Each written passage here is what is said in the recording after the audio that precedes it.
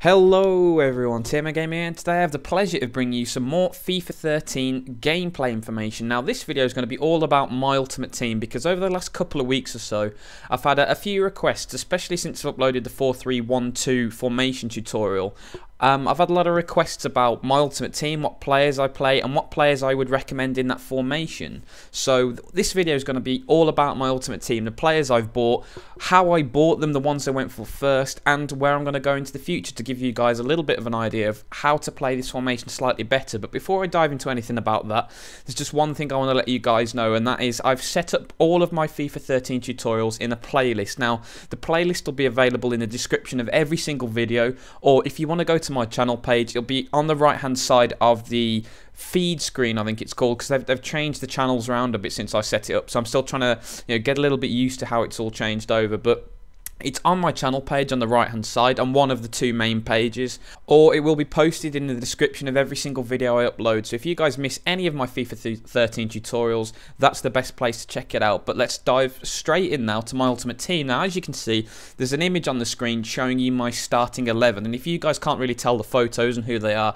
I'm going to give you a quick run through. So I've got Tim Howard in goal, Leighton Baines at left back, Rio Ferdinand and Jan Vertonghen at centre half, Bakary Sagna at right back, then I've got Gerrard, Johan and James Milner in midfield. I've got Santi Cazorla just behind the strikers, and then I've got Emmanuel Adebayor and Robin van Persie as my front two.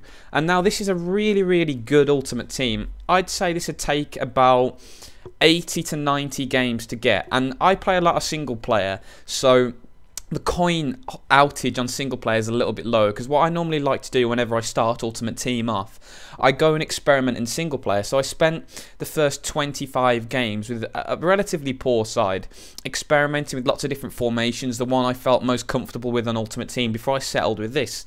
And I recommend you guys all do the same, because not everyone plays the same on FIFA, and there's not one formation that everyone likes. That's why I've been doing the formation tutorials, because there's so many formations out there which can work for you.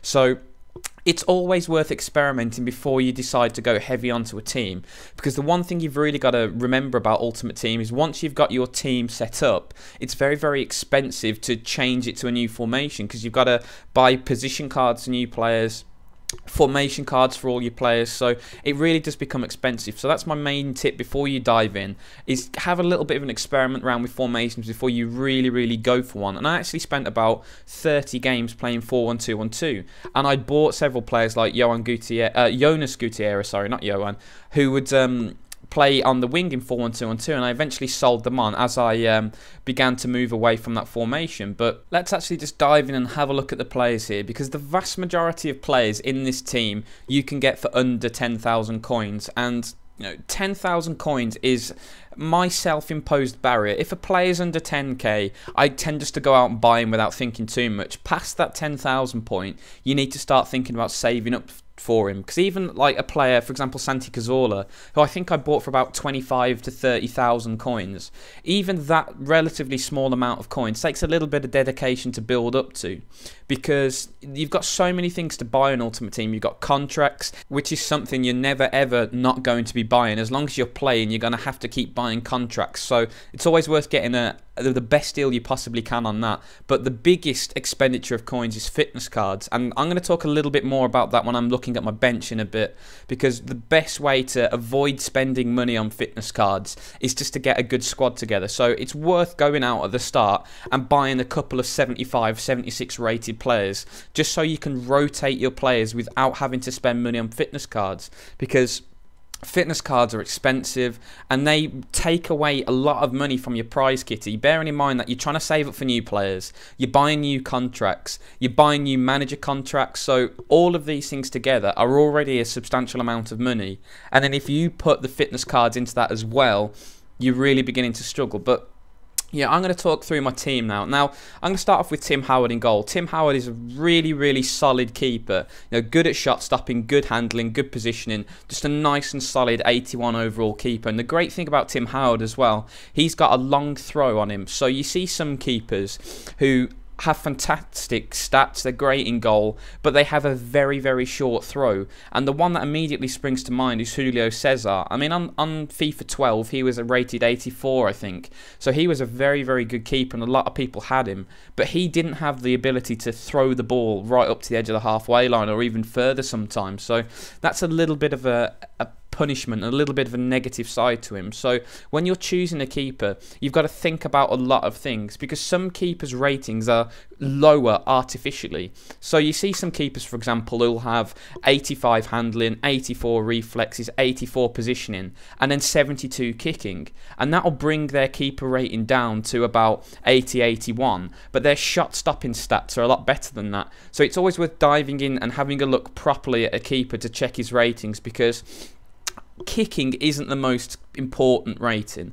As long as it's not in the 60s, you're going to be fine. So while it's a good thing if your keeper's got 90 kicking, kicking is the least important attribute with a goalkeeper. I'd much rather have a goalkeeper who could throw the ball well and kick poorly than have a keeper who can kick it well and mess up every throw he has. So that's one thing you've really got to be paying attention on. So that's why I've went for Tim Howard, because he was nice and cheap, very, very good shot-stopping attributes, but at the same time, he maintains decent distribution with his throwing, so he's a really, really good goalkeeper. Now, my back four setup, as it is Leighton Baines, Rio Ferdinand, Jan Vertonghen, and Bakary Sagna. Now, this is a really, really solid backline. 181, an 80 and two 83s, but I'm going to quickly just talk about the fullbacks. Leighton Baines and Bakary Sagna are two very, very similar fullbacks. They're both pretty quick, they're both really good on the ball, good passing. Leighton Baines is fantastic at crossing and set pieces as well, so he's one option you can bring in to take all of your corners or your free kicks. So someone like that playing on the wing or at fullback who's nice and versatile, good at crossing and good at set pieces is something very, very hard to come by. And Leighton Baines is pretty cheap as well. I'd be surprised if you had to pay more than 2,000 coins to get him. So these are the sorts of players you need to be looking at when you're just starting off your ultimate team. The players that you're going to keep hold of for a long, long time. And I don't think I'm ever going to get rid of Leighton Baines from my Premier League squad. You know, I'm only going to replace him with Ashley Cole or Patrice Evra, and that won't be for a very, very long time. So these are players who you're going to get value for money for 5, 6, 7, 8 or 9 times over. So he's a really, really good buy. Exactly the same with Bakary Sagna. Fantastically quick, good on the ball, good at crossing. Just two really adventurous fullbacks, but who are also pretty solid defensively. And that's a really, really good thing. Now, my centre-backs, who I've gone for is Jan Vertonghen and Rio Ferdinand. And what I always like to do with my centre-halves is have one guy who's very, very good in the air, a tanky centre-half, and then have someone slightly more mobile alongside him. And Rio Ferdinand and Jan Vertonghen really do complement themselves well, because Ferdinand's a massive aerial tank, really, really solid. I mean, you don't see him lose too many tackles and you don't see him lose too many headers. But playing alongside him, you've got Jan Vertonghen. Now, he's much more mobile, he's really good at dribbling, he's much more of a ball-playing defender. But together, they make an absolutely brilliant partnership, because you've got Rio Ferdinand who's very, very solid under the high ball, but if the ball gets played over the top and behind them, Jan Vertonghen's got the pace to cover for him. So it's a really, really nice balance. And when this ultimate team's maxed out, I'm probably going to go for Vincent Kompany and Nemanja Vidic, and Kompany will be the more mobile centre-half and Vidic will be the tankish centre-half. And it's always good to balance your players off against one another, because if you went for 2 tanks or 2 ultra-mobile players and you meet a Drogba-style striker who's just going to bounce you out the way, you're going to struggle. So having a nice balance between your defenders is always a good thing. So between these guys, they make an absolutely fantastic back four. They're all mobile, good on the ball, good in the air, and just really, really well balanced. So that's the back four setup. Now moving on to midfield, it's pretty much the same thing. You know, I've got Steven Gerrard on the left, Yohan Cabaye in the middle, and James Milner on the right of the three. And I'm just going to talk about Cabaye first, because Cabaye really knits everything together. He is absolutely fantastic on the ball. He can pass brilliantly with both feet. Just like Leighton Baines, he's fantastic at set pieces as well. And he's really, really cheap. I think I definitely got him below 3,000. But Cabaye will be even cheaper now, because I bought most of these players pretty early on in the game. And the economy is always crazy for the first couple of weeks. Players are always massively overpriced. So what you tend to see is the economy slowly begins to go downhill, because as more Team of the Week players get released, the elite players begin to go up. So those prices begin to rise, but the average players between, I'd say, 78 88 and 84, their prices begin to slide down. So Cabaye is a brilliant player because, like I was saying, really good on the ball, fantastic passer, great at set pieces, and the good thing is he's very, very mobile. So when you're playing him alongside Steven Gerrard, Gerrard isn't the quickest midfielder, but the great thing is by having mobility around him, so by having Yohan Cabaye just right next to him, Gerrard's lack of pace doesn't matter at all, because Steven Gerrard is massively powerful. I mean, I don't see many people tackle him. He's a beast. He's got an absolute cannon of a long shot. I mean, all of my goals I score with Gerrard are from 30 yards most of the time. They zip into the top corner. You know, he's brilliant on the ball. He can pass, he can cross. Once again, fantastic at set pieces and a brilliant penalty taker. And all of these things really, really come together. When you've got 3 or 4 players who are fantastic at set pieces and penalties, it makes it so much easier, because the last thing you want to do is go into a penalty shootout in an Ultimate Team final and only have 2 players you can rely on. You know, sometimes you get those penalty shootouts where you're very, very evenly matched. It goes to the 7th, 8th, sometimes even 9th penalty. And for my 9th penalty, I'm going to have someone like Jan Vertonghen step up, who's a centre-half with over 70 dribbling. And, you know, players like that who are good on the ball and who can take set pieces are crucial. So it's always very, very nice to have at least 3 or 4 A-list top draw set piece takers in your side, and Gerrard and Cabaye certainly fill that hole out. But on the right hand side of my central 3 is James Milner, and Milner is an absolute workhorse. You know, if you've ever watched him in real life, you see that he runs all day, every day. He will run from the first minute to the 94th. You know, every single game he puts a shift in. And because I play quite a narrow central 3 in midfield, you need some of your midfielders to be incredibly mobile, because they've got to cover the space.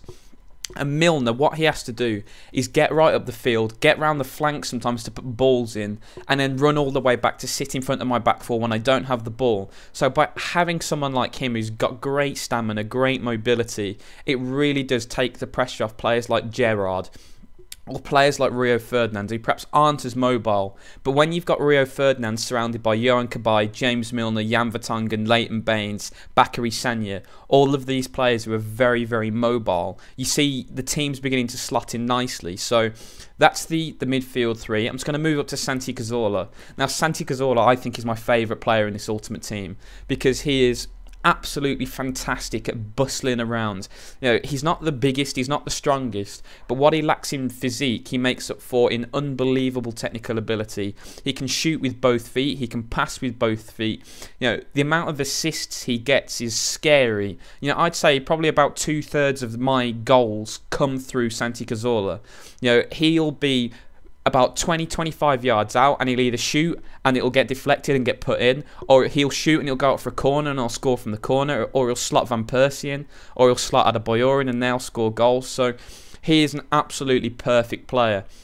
You know, I always love to have centre forwards who can pass and who can create opportunities, and I had Antonio Di Natale in the centre forward role for last year's Ultimate Team when I did a Serie A one, and he was a slightly different one. He was a little bit more powerful, he was a little bit stronger and could score a few more headers, but he still had that technical ability.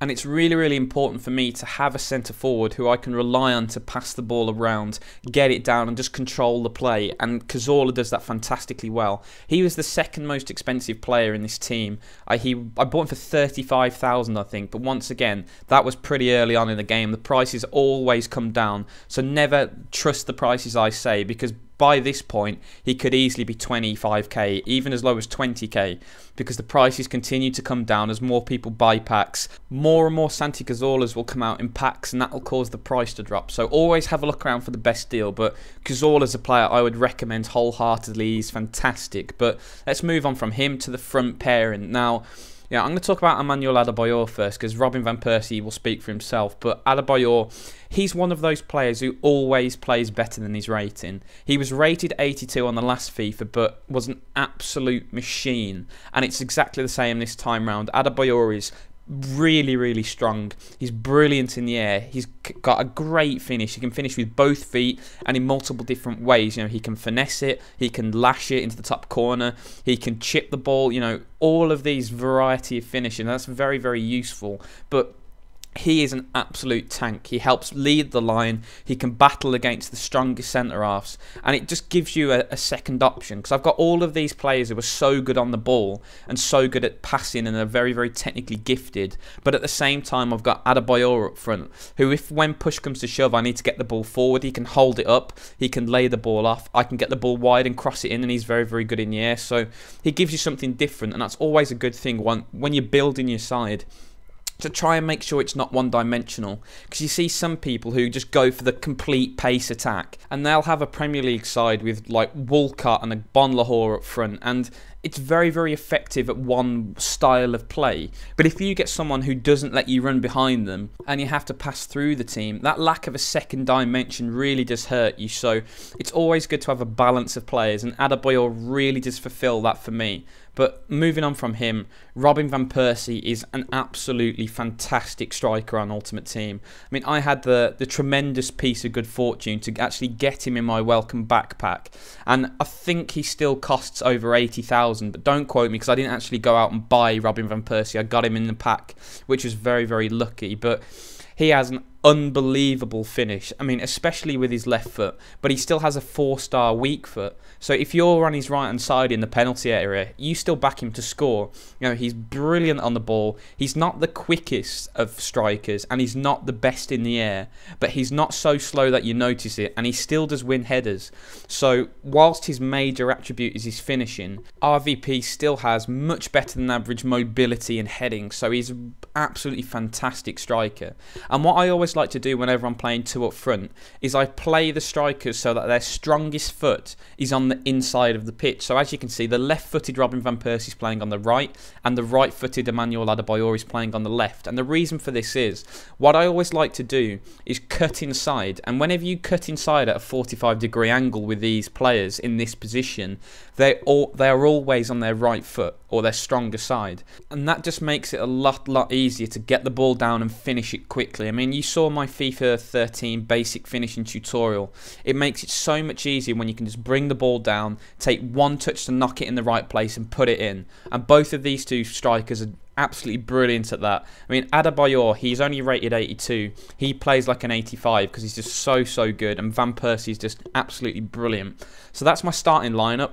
Got a lot of technically gifted players, but I've also got a spine of steel in the team, and that's something very, very important. You know, the Milners, the Ferdinands, the Vertongans, the Adebayors, they aren't the most brilliant players to watch. They aren't the guy who'll do 20 step overs, beat 5 or 6 players and put it into the top corner from 40 yards. But every single team on Ultimate Team or in career mode or in head-to-head, you need these players. You need these players who are going to run for you and put tackles in and be strong when things aren't going your way. Because every now and again you don't play as well as you can do, and you need these players to bail you out. But that's the starting lineup. Let's move on now to the substitutes.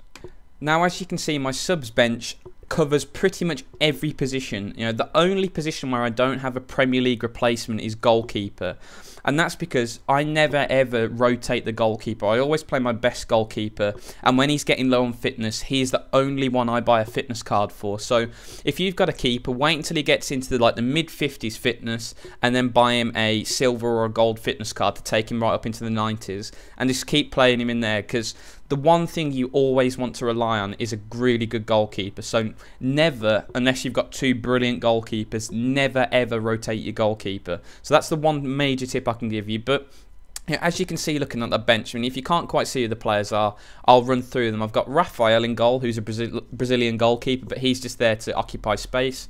I've got Benoit Asuakoto, Pablo Zabaleta, Breda Hangeland, Andrea Poli, once again just a random Italian player to occupy space, Darren Fletcher, Gibril Cisse, John Obi Mikel, Fabio Barini, Martin Kelly, Thomas Rosicki and Michael Dawson. But don't worry if those names flash by you. You can always just go back and listen to the names again. It's not really a problem. But the most important thing to bear in mind with stocking your bench is try and get as many players as possible for as cheap as possible. So the vast majority of the players that I have cost under 1,000. And that's the really important thing about Ultimate Team. You want to spend as much time as possible saving for your marquee players, so your Cazolas, your Gerrards, your Van Persies. But at the same time, the best way to make money in the long run is try and cut as much expenditure as possible. And the biggest expenditure by far that you don't need is fitness cards. By having a bench like this and having reserves like this, I never have to buy a fitness card apart from for my goalkeeper, and the reasons why I don't rotate my goalkeeper I explained a couple of minutes back. So the most important thing is to get as many of these players as possible. And you see players on the bench, I'll just point a couple out for you. You know, I've got Thomas Rosicky, Darren Fletcher, Djibril Cissé. You know, these three players are brilliant because Cisse is so quick, so powerful, brilliant at finish. You know, he could easily start, and sometimes I just start him ahead of Adebayor anyway because he's a really, really talented player. And he's a player that slips into the radar in Ultimate Team. You know, you see a lot of people go out there and buy Demba Bars and Papi Cisse, but Djibril Cisse doesn't really get much of a look in for some reason, but I really, really like him. He's a fantastic striker, so if you are doing a Premier League team, you can go for him. But I mean, strikers like Jermaine Defoe, Darren Bent, any of those guys are really, really good and cheap for their value. So you see a lot of people who will go out and spend, you know, 30,000 coins on 2 players, and then the rest of their team's bronze. And I think that's completely the wrong way to go about it. It's much better to build up gradually all over the pitch, and then once you've got a solid squad, you can save up for good players from there. So what I'm going to be doing from now on, now I've got my core team set up, I'm going to be saving up for those 83, 84, 85, 86 and above rated players. And I tend to go one at a time. So I'll get my back four set up, and then I'll get my midfield set up, strikers are all set up, and then I'll buy one defender to bump the entire defence up, then one midfielder to bump the midfield up, and then a striker, and so on and so on. And that means you slowly phase players out, and I always try and phase them out just as they're about to run out of contract, and then you try and sell them on with 1 or 2 contracts left. And that's the best thing. You want to get as much use of these players as possible, whilst at the same time not deliberately hanging on for ages when you've got the money to improve your side. And all of these players, when called in to do a job, are really, really good. I mean, Breda Hangeland is a great example.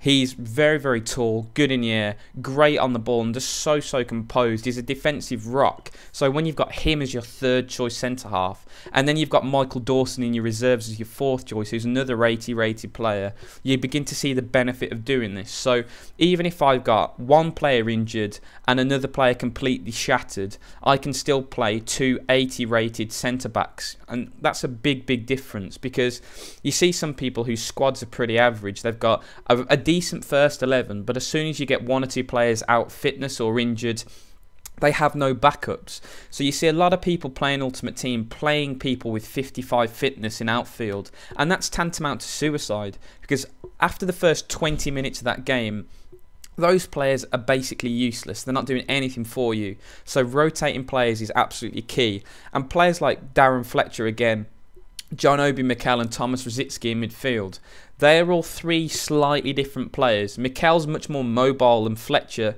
but Fletcher's a lot more solid than Mikel. Rosicky's a lot more attack-minded than both of them, so they all fulfill their own little niche. And what I normally like to do is when Thomas Rosicky plays, I play him on the right or left of a central midfielder, either Cabaye, Fletcher or Mikel, because Rosicky's not as mobile as the other midfielders, but his technical ability makes up for that. So what you're trying to do is you're trying to weave the replacements in so that the style and the makeup of your side stays as similar as possible. And that's why having a large number of reserves is very, very important. But you know, guys, I'm just going to wind the video down here. I'm going to keep you guys up to date on any new signings I make, so I'm going to be constantly bringing out new updated videos on this. I'm probably going to even do coin guides, all sorts of Ultimate Team videos. And if you have any other suggestions for FIFA 13 tutorials, don't be hesitant and don't be afraid to give me a message or leave them in a comment, because I'm pretty open to what I do. The whole point of doing these short tutorials was so that I could get as much interaction with you guys as possible. So if you guys have any ideas, I would be absolutely thrilled to hear them. But guys, once again, I really hope you've enjoyed listening and learning about my Ultimate Team, because it's always worth putting a little bit of extra thought in early in Ultimate Team and what you want to accomplish and what your team wants to be before you go plunging in, because there's nothing worse than spending a good month of your time on Ultimate Team only for you to decide, I don't like this formation, I don't like the way I'm playing, I don't like my squad, I want to start again. Because it's a little bit demoralising, it takes a lot of time to reboot your Ultimate Team. So it's always worth, when you're building your squad, just to sit down, identify some players you want in the future, and then try and weave some squad players in around them, so when you buy players, you're always making your side better. Never go out and waste money on a player who will only be around for 5 or 6 games. It's always worth saving up a little bit more and then getting a player, for example like Leighton Baines, who's not going to be out of my squad for a good 3, 4, possibly even 5 months of hard play. So guys, once again, really hope you've enjoyed the video. If you did, it makes a big difference to me and the channel if you could click like, because lots of new players and new people can find these videos and benefit them. But once again guys, I want to thank you all so much for watching, and as always, have a fantastic day.